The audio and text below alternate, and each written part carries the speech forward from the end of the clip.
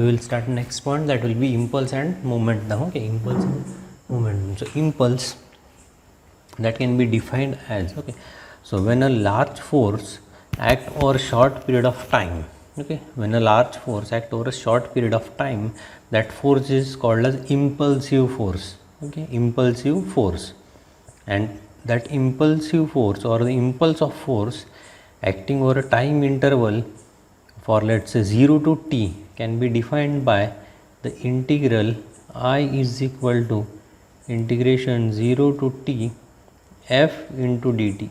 Okay, so impulse simply means force multiplied by the time for which it acts. Okay, force multiplied by the time for which it's act.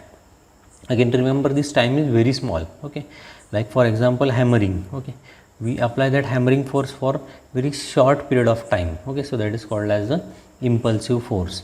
Okay, then if that variation of force with the time is unknown, like for force acting for, let's say, 5 seconds, and for first 2 seconds that force is different, for another 2 seconds that force is different. ठीक आहे, त्या केसमध्ये काय केलं जातं की force जो आहे त्याचं ॲव्हरेज घेतलं जातं, average force multiplied by the time. Okay, average force multiplied by the time, मग त्याला म्हटलं जातं इम्पल्स. ठीक आहे, त्याच्यानंतर मोमेंटम. आता मोमेंटम म्हणजे काय, तर न्यूटन सेकंड लॉमध्ये इथे आलेले आहे. ठीक आहे, समजा न्यूटन सेकंड लॉनुसार आपण काय म्हणतो, F is equal to M A. Okay, resultant force is equal to mass into acceleration, किंवा आपण याला लिहू शकतो एम, आणि एला आपण लिहू शकतो D V by D T. एला लिहू शकतो D V by D T. Again एमला जर मध्ये नेलं तर आपण लिहू शकतो F is equal to D by D T of M into V, म्हणजे rate of change of this M into. आणि ही एम इंटू व्ही टर्म जी आहे ह्याच टर्मला म्हटलं जातं मोमेंटम. ठीक आहे, त्या बॉडीचं मास किती आहे आणि त्या बॉडीची वेलॉसिटी किती आहे, या दोघांचं प्रोडक्ट जर आपण घेतलं तर त्याला म्हटलं जातं मोमेंटम. ठीक आहे, so this M into V term जे आहे त्याला म्हटलं जातं मोमेंटम. सो सिम्पलीचं युनिट जर तुम्ही बघितलं, इम्पल्सचं युनिट काय येणार आहे, फोर्स न्यूटनमध्ये, टाईम सेकंडमध्ये. So newton second. आणि मोमेंटमचं युनिट मास कशामध्ये येणार आहे, के जी, आणि वेलॉसिटी किती येणार आहे, मीटर पर सेकंद.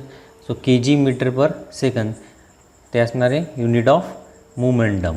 ठीक आहे, आणि न्यूटन सेकंद असणार आहे युनिट ऑफ इम्पल्स. ठीक आहे, युनिट ऑफ इम्पल्स. आता याची इथेच बघा आपल्याला के जी मीटर पर सेकंद. समजा याला आपण परत जर मल्टिप्लाय केलं किंवा मल्टिप्लाय डिवाइड बाय सेकंद केलं, म्हणजे याला आपण काय लिहू शकतो, K G metre divided by second.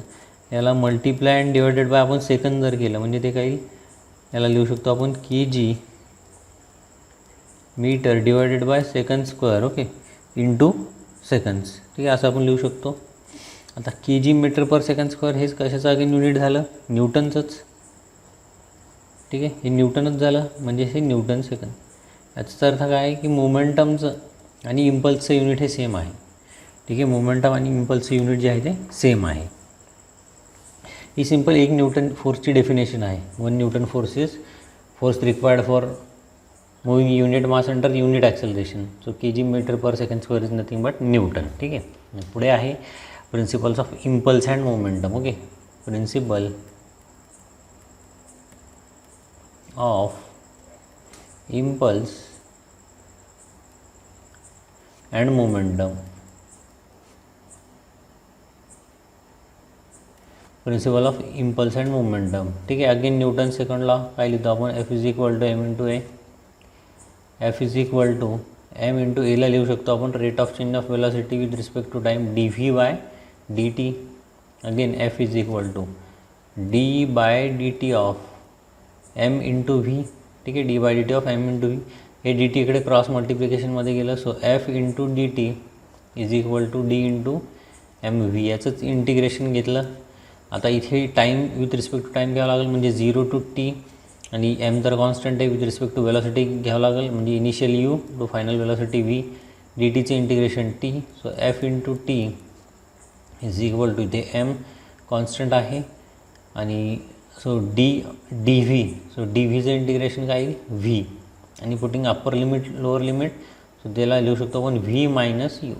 Upper limit V minus lower limit U, म्हणजे त्याला लिहू शकतो आपण M V minus M you.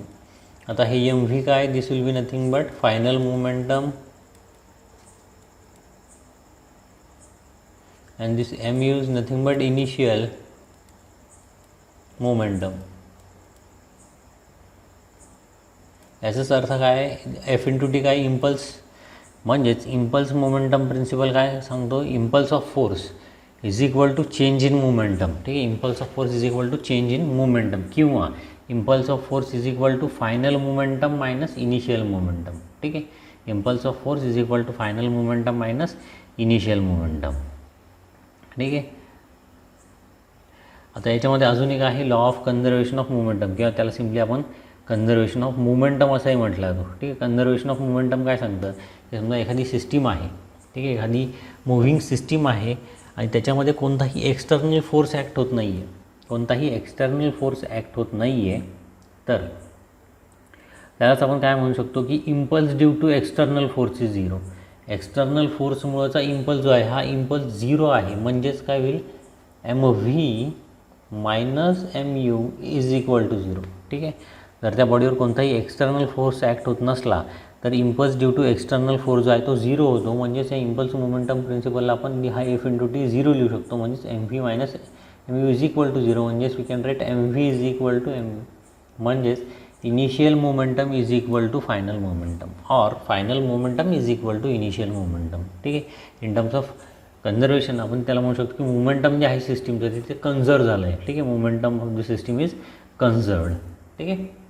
So again I am repeating, impulse of a force, so that will be force acting for a short period of time, okay, and F into T is called as impulse. Momentum M into V, mass into velocity term जी आहे ती त्याला momentum म्हटलं जातं. Impulse momentum principle सांगतो, impulse of a force is equal to change in momentum. Impulse of force is equal to change in momentum. आणि law of conservation of momentum सांगतो की if the external force acting on that body is zero, then the impulse due to external force will be also equal to zero, and therefore initial momentum is equal to final momentum, or the momentum of the system is conserved. ठीक आहे. आता next व्हिडिओमध्ये आपण numerical बघूयात.